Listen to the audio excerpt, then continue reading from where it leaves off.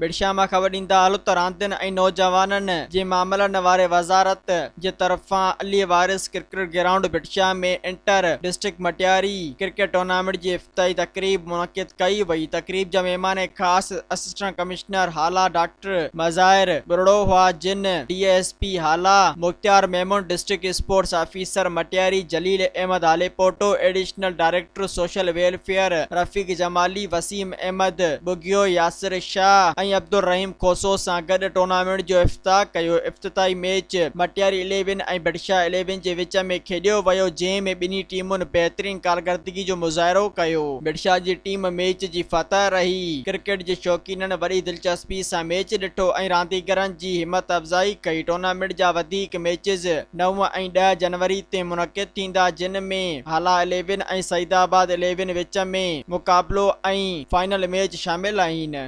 Subscribe कयो अवामी news HD खे ऐं ताज़ा तरीन ख़बरुनि लाइ ॾिसंदा रहो अवामी न्यूज़ HD।